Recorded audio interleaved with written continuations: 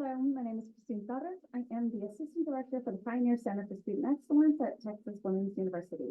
Thank you for joining us today. Today we're going to be covering Study Smarter, Not Harder, Effective Note-Taking and Study Strategies. In our presentation today, we are going to be covering self-awareness, reading techniques, note-taking techniques, and looking at what works best for you. So throughout this presentation, these are going to be practical strategies that you can use to enhance your academic performance. So whether you're here just to gain insight, just to understand this process better, I am really excited that you're joining us today. Before we actually get into the presentation, I want to talk about self-awareness. And it's going to be important that each and every one of us understand the importance of what this means. Understanding ourselves is a pivotal point in your educational process. So once you understand how you think, how you process information, how you take notes, when you take notes, being self-aware of what you do will give you a better advantage of understanding why you do the things that you do, and maybe consider, are these habits, are these strengths? Are there areas that I know I need to improve? Well, how do we go about doing that? So before we get into the actual techniques, let's take a look at self-awareness. Self-awareness is when you understand who you are, what you're good at, and what you need to work on. Recognize what are your strengths, what are your challenges. So take out a sheet of paper and write down what your strengths are. What are your challenges? And then how do you respond to those? What are your behaviors? Once you're able to understand what your strengths and your challenges are, and you can put a plan to that to say, here's what I'm going to do the next time this happens.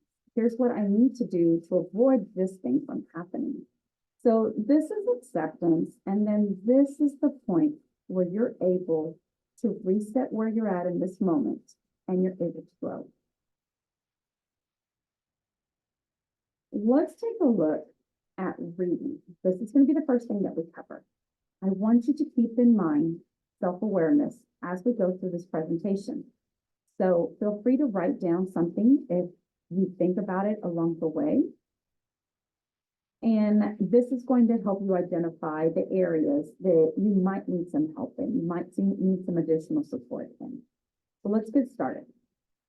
Mastering effective reading empowers us to engage with and to comprehend material more effectively. So if you are sitting there reading, and you don't like reading, you don't like the subject, you are not going to retain the information at the level you need to retain the information. So you could say you're going to sit there for 4 hours and all you're going to do is read, but if you don't like the material, if you don't like reading, if you don't like this subject, then our mindset changes and our ability to get through the material, to comprehend the material, is going to be less. So what we're going to do is we're going to look at a way that you can actually determine what your reading speed is. I'm going to share my screen. And I'm actually going to go through a activity, and I'll show you what it looks like so that you can do this on your own. But the tool I'm going to be using is called Accelerator. This is a good tool that you can use online to test your reading speed. So I have it here. We're going to go to our settings and we are going to set it at 300. I'm going to reset this to 1 and we're going to hit save.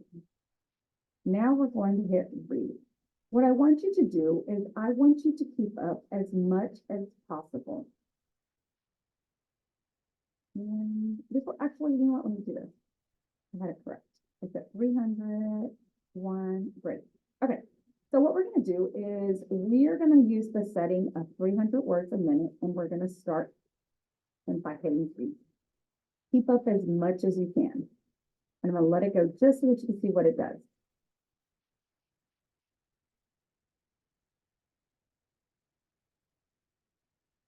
I'm going to hit pause now.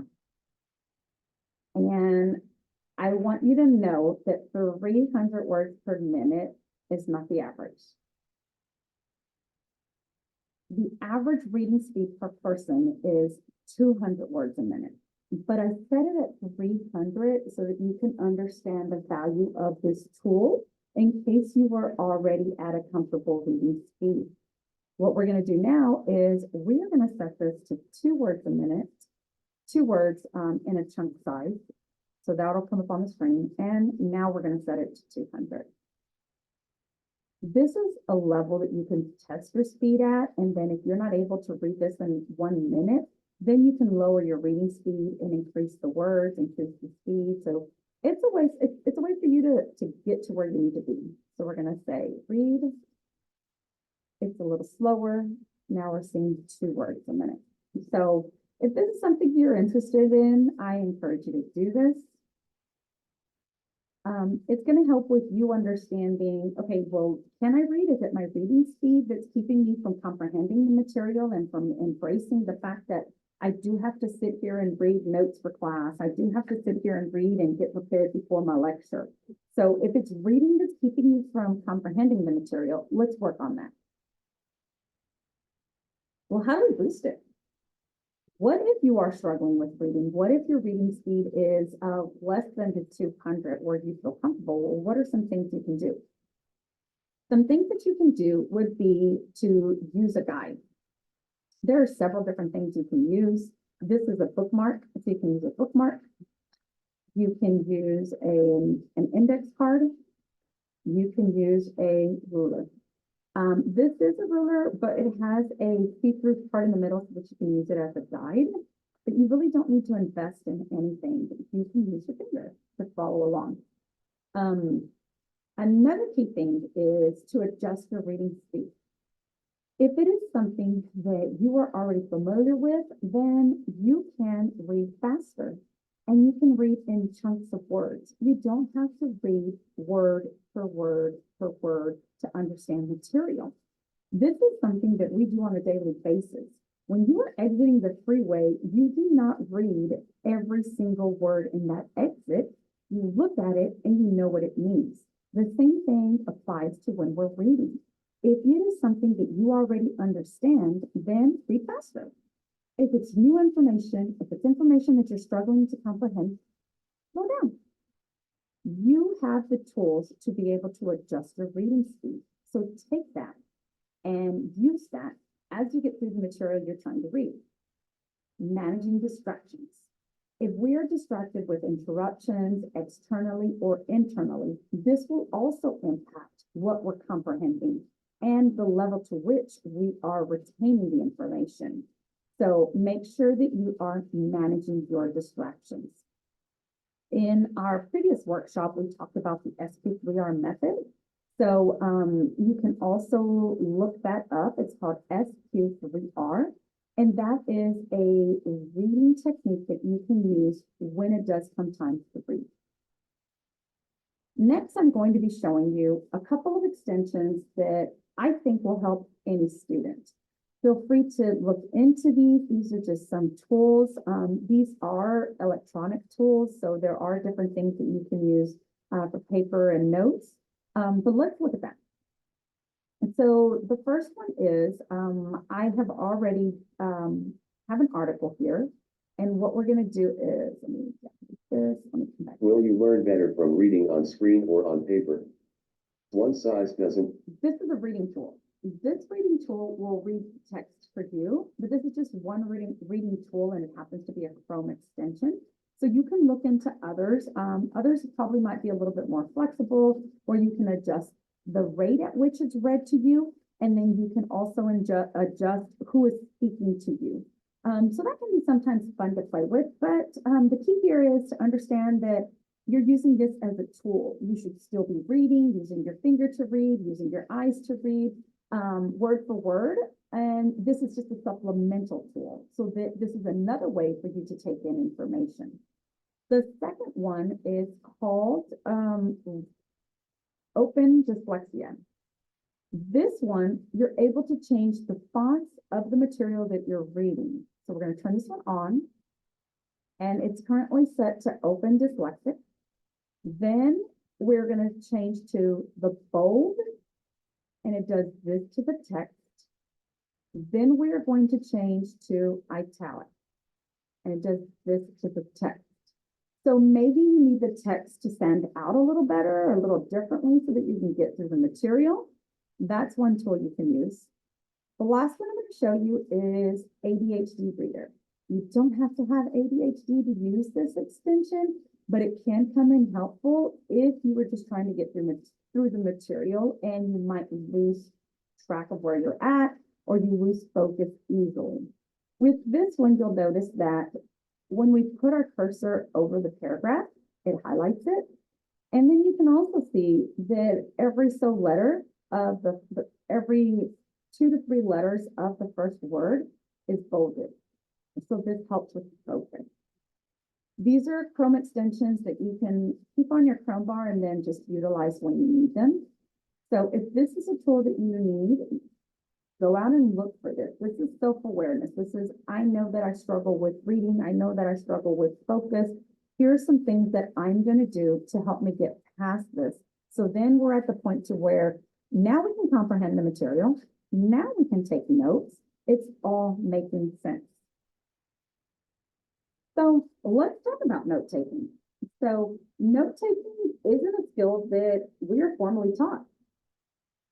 This is something that you have to acquire, and you acquire it over time.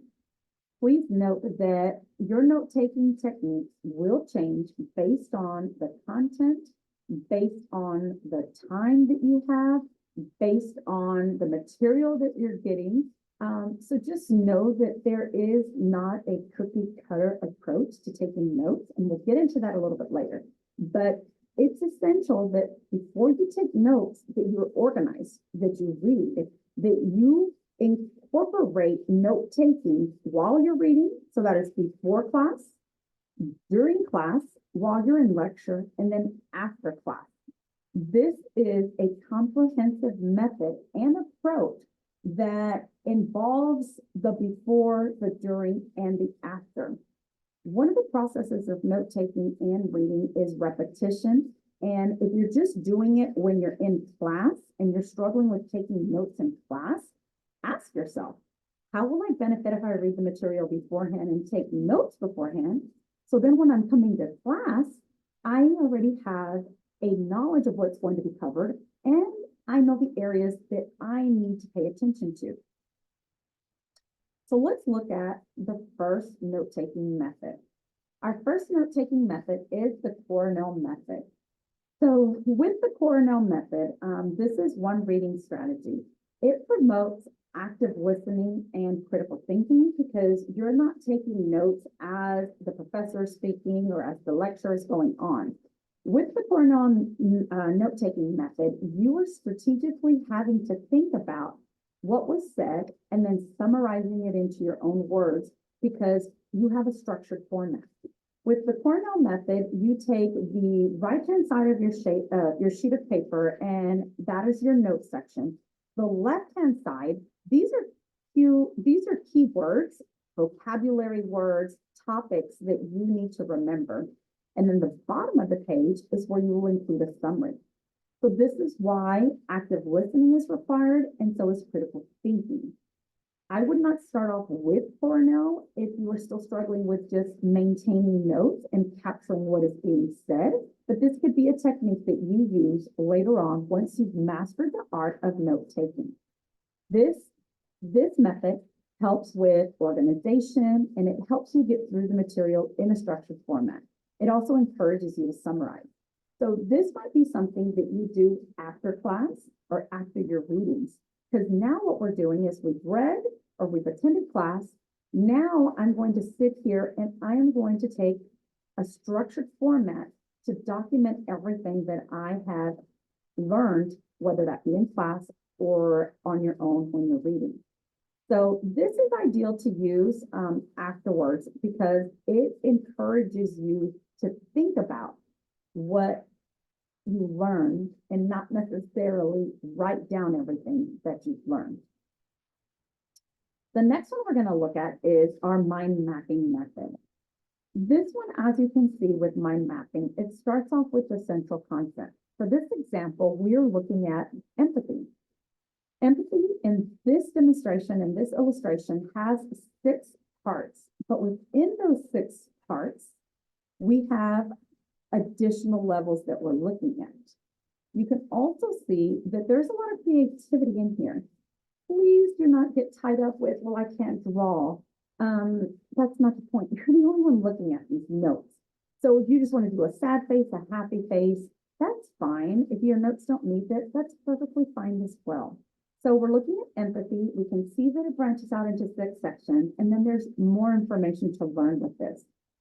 This stimulates your creativity, and it helps by providing a visual perspective of some notes or theories that you are learning. So it helps with the relationship. I can see that empathy, there are 6 areas, but I can also see within pain, there are 3. So the colors can also distinguish or identify what it is that you're studying.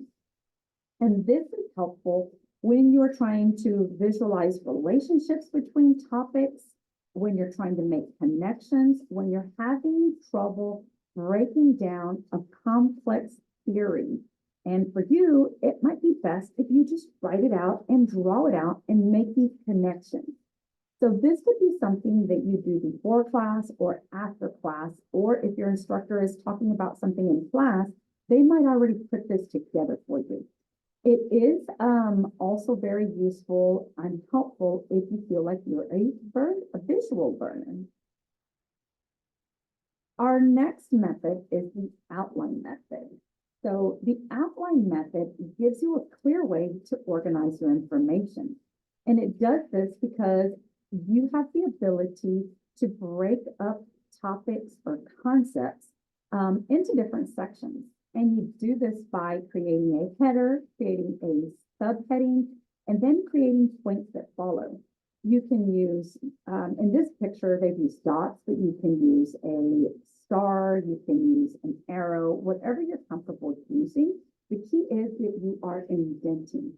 The other key with the outline method is to leave spaces in between your major topics. What this does is it will visually tell you that there are 3 topics. Here's where one starts, one ends, and here's where the next one starts and the next one ends. By leaving space in between, it helps your brain know that there is a separation and something else new is to follow. The spaces in between can also serve as a place for you to go back and add additional information if there's something that you left out. So this is the outline method. It is helpful, like if you're summarizing information, if you're kind of going through a chapter before class or news articles. It's basically when you need to organize information according to topics or subtopics. Our next one is charting. With the charting method, you also have the ability to control what goes on here, and it is in a structured format. You can control what goes in the heading, what goes in the columns. It's really up to you on how this will work for you. This is a visualization, and it gives you the ability to compare information in a chart. So this also serves as a way for you to simplify information, because these blocks are not meant to hold full paragraphs. So what you do is you have to identify the way you're going to include information in here. So it does require a thought process so that you can retain this information. You can use this when you're having to compare or contrast different concepts, different ideas, or when you're just trying to organize and summarize things that it has data, that has statistics. Pharmacology is a class that you might utilize this because you are comparing not concepts, but maybe drugs. We want to look at the different classes. We want to look at the different dosages. So it's really flexible on how you use it, but charting method is also another method for the note-taking process. Next, we're going to do is we're just going to talk about, well, what works best for you. So consider how you absorb and process information best. So we are still thinking about self-awareness. What type of learner are you? Do you not read well on computer, but you read well in print? Do we need to print our material so then you can get through it? Are you struggling with PowerPoints? Well, then what do we need to do to understand how we learn best? So if you're struggling with the visual component of the PowerPoints, then maybe you need the outline. So what I want you to do is I want you to understand what your learning style is, and then this will guide you towards the methods that work best for you when it comes to note-taking. So taking notes is, if it's already challenging for you, it can be a bit more challenging if your environment is impacting how you study and what you study. So think about your lectures. If the information that is coming at you is fast-paced, then you probably want to stick with, let me go back. You probably want to stick with the outline method because we just need to get the information down. You're not going to be able to create a mind map if the information is really fast. So that's where the self-awareness comes out, because we want to make sure, like, what is our environment like? If you're really tired, then you're not going to have time to sit there and think about, you're going to have to process and think about how it's going to lay out in a mind map. That's why it's so important to have an understanding of the material before you get to class. And if you're reading, that's when you utilize techniques like the SQ3R. So adapting your method to suit your surroundings can enhance the effectiveness and the efficiency of your learning. Don't be afraid to experiment. Try various note-taking techniques. We've talked about 4, there are others, but stick to these 4 and stick to what works best for you. You might take notes in the outline format and then switch to a mind map within class and then switch right back to outline. It is okay to do that. This is your opportunity to utilize the process that works best for you when it works best for you. Review your notes. After you've gone through the different types of methods and you've utilized, whether it be Cornell or mind maps or outline or charting, ask yourself, which one worked better? Which one helped me to review this information? Did you feel more engaged with one and not with another? Your own experience and outcomes of your notes are going to be the best indicator to determine what works best for you. So feel free to mix and match your note-taking styles. And then ask yourself, well, did I retain the information this way? Is this helping me? So it's a constant process of self-awareness. Remember that note-taking is a journey of continuous improvement. So once you've accepted that you have a strength or that you have a challenge in the note-taking process, then this is going to help you understand where you're at and what you need to do to correct this situation to where you feel more comfortable and more confident in your note-taking abilities. So don't be afraid to change how you take notes.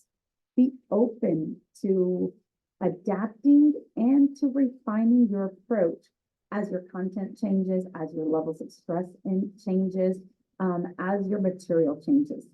By leveraging your self-awareness, you now have the power to tailor your note-taking strategy and align it perfectly with what your strengths and your preferences are. So I encourage everyone to embrace this journey of self-discovery and experimentation as you strive to greater levels of success and mastery in your note-taking process. We're now going to look at some specific strategies that you can apply within these methods to enhance your note-taking experience. So these strategies, I've mentioned this one already, like leaving spaces between ideas, but these strategies will help you make the most out of your note-taking and will help with your comprehension and retention. So if we leave notes in between, or we leave spaces in between our notes when one thought is transitioning to another one, we have space to be able to go back in and fill in our notes. And I'll show you how to do that in a little bit, in a few upcoming slides. But let's just say, for instance, you are taking notes and you got distracted, you lost focus. We're not going to sit there and think about what is it that I need to do? I caught up. What did I miss? What we're going to do at this point is we're going to leave a space and we're going to say slide 14, question mark. I don't know what happened. And I'm going to keep going. Okay. We're going to keep going and we're going to do our best to keep up with the material that point forward. But by leaving that space, that's a visual cue for you to understand, I need to get back in here. There are more notes I need to add. Writing it in your own words. If you are getting the information word for word, you're not going to remember it that way. So make sure that you strategically try to write information on your own words. If you struggle with maybe I don't get my own words correctly, write the page number. If you got this from page 42, write page 42, paragraph 4. You can always go back and check. But for the process of retention, you're going to need to summarize it. This is active engagement with your note-taking process. If you are writing word for word and copying a 10, 15 word definition or theory, then you are not going to retain that information, and that is passive learning. Highlighting sparingly. If you are using your highlighter to highlight the material as you read, you might be using the highlighter as a guide and not necessarily to highlight information. So if you are highlighting, you should only be highlighting key points or concepts, and then make sure that you do not clutter your document with a bunch of highlighting. We all are guilty of it. It's okay, but just be more aware of it moving forward and ask yourself, am I highlighting to guide my reading, or am I highlighting the key points or concepts that I need to remember? Use abbreviations. Abbreviations can help with saving time and saving space in taking notes. When you go through that SQ3R process, when you're skimming through your notes, if there is something new that is in the material that you're going to be reading, I encourage all students, understand what that word is and then abbreviate it, or use the abbreviation that point forward. So then as you're taking notes, you're not taking so much time, or we're not stuck on the fact that I didn't spell this correctly. I didn't get the correct spelling for it, so now I got to go back and look it up. Use an abbreviation. They are notes. They are meant to be shorthand, okay? So feel comfortable using abbreviation. Use colors, symbols, examples, pictures. If you're in a Word document, you can copy paste a chart and put it within your notes. Like, figure out what works best for you. You do not have to be an artist to take notes. You just have to be creative, and you have to understand what works best for me.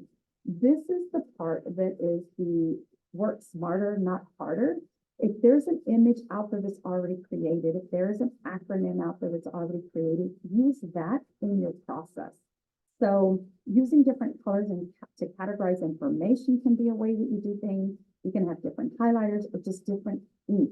And then the visual examples help illustrate a concept. So then you have something to go back and refer to at a later time, maybe when you're reviewing your notes.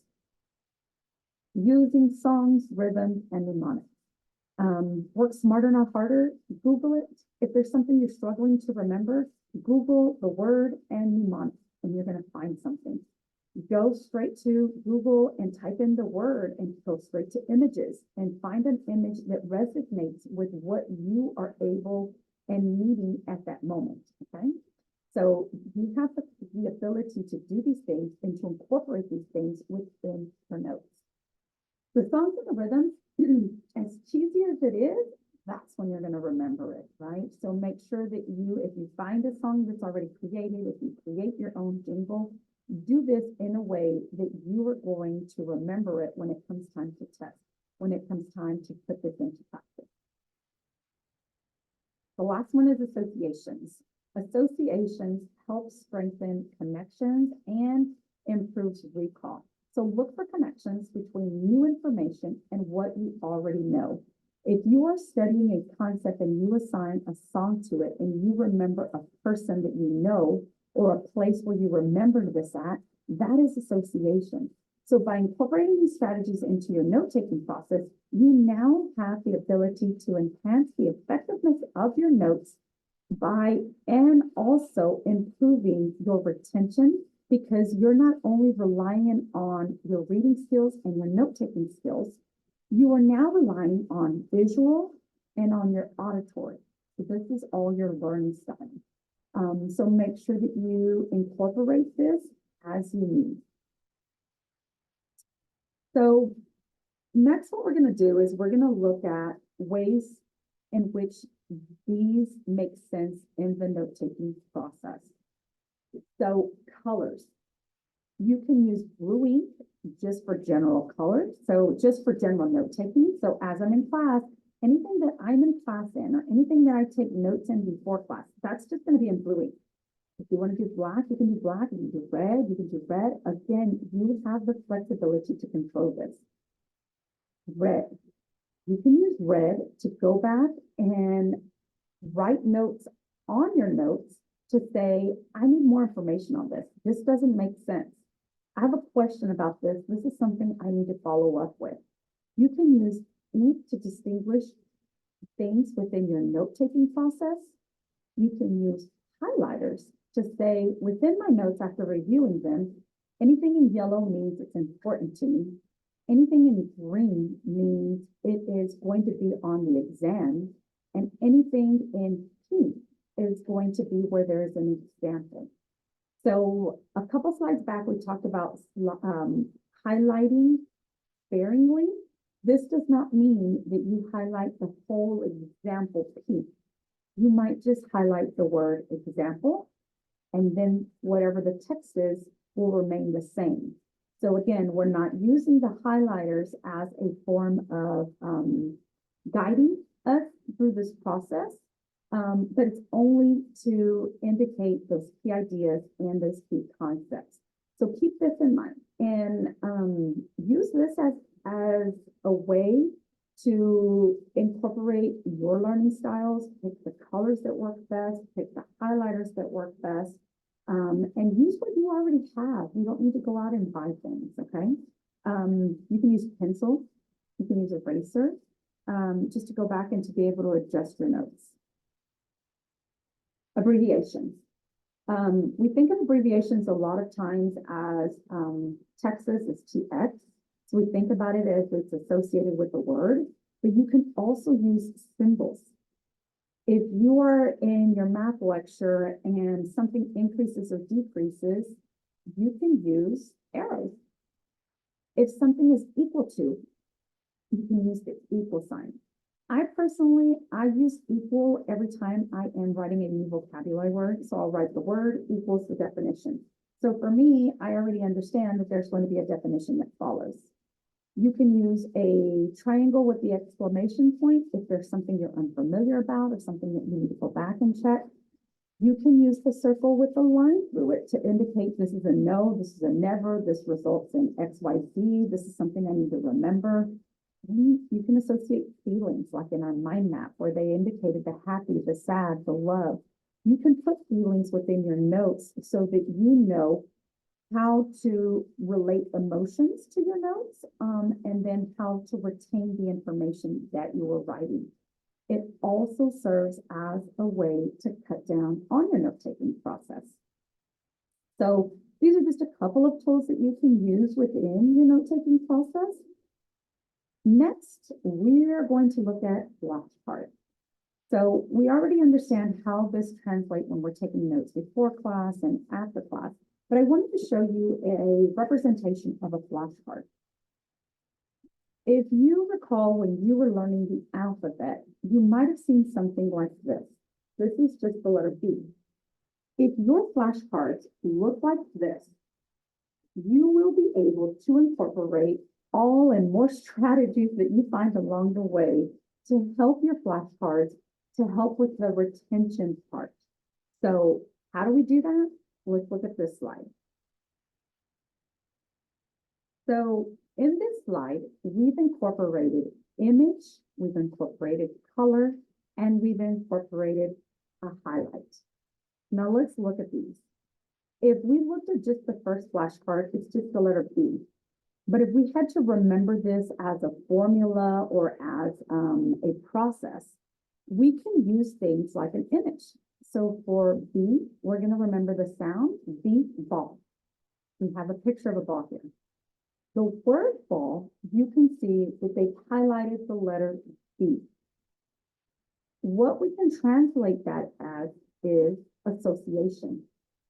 For the highlighted B, we can see that there is a circle within the letter B, which associates to a ball, which is also a circle.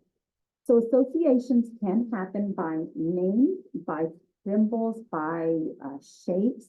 It's really how your brain processes. So again, this is self-awareness.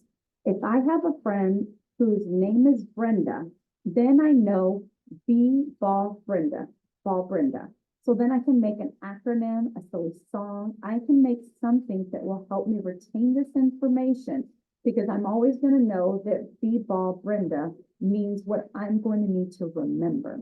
So this is just a way of how we can use these strategies and these tools into our note-taking and into our flashcard process. The other key here is repetition. You have to be active with recalling this information. So if we look at everything that we've gone over today, if you take notes and you read your information before class, that's 1 time. If you look at it during class, that is 2 times. If you look at it after class, that is 3 times. If we create a flashcard, that is 4 times. This is how you retain information. It's a process of repetition. So if you go to class and take notes and then study, you've essentially missed out on these other opportunities to learn. What I want to challenge you to do today is I want you to pick the class that you are struggling in the most. And I want you to say, I'm going to apply this to this class, to this content. And I'm going to see if this works for me, okay? So keeping note of these things that we've talked about today, or even in our first workshop, you'll understand that your process will start to evolve. We get to that process of self-awareness. We get to the process of understanding what our strengths are, what our challenges are, and then what we need to do to change those. So if you are looking to get individual coaching or academic coaching, you can visit our academic coaching website, which is on the TWU website. I'm going to take you here because I do want to show you. We're going to go to the TWU website first. And you're going to search academic coaching. You can see that my ADHD, I think it's the ADHD Chrome extension is still on, which is great. So you can see how it works on the page. You go to, so we got started off with the search engine. We're going to click academic coaching, and we just added this to our website. So I want to show you this. There's a direct link to academic coaching, to get coaching, and then our student success workshop. This is where moving forward, we will be placing our workshops, our upcoming workshops. So our next one is March the 6th, and then our last one is March the 27th. If you have not registered, you can click here, but you can also explore past workshops. This will take you straight to our YouTube channel, where you can look at our last video and our other videos that we have. So I wanted to be sure to take the time to show you where those are. I'm really excited about the changes and the access that you now have to this information. So my name is Christine Flores again. Thank you for joining me today. Thank you for Your interest in today's topic and contact information is on the screen, so if you need to contact me, you're more than welcome to do that. And have a great day.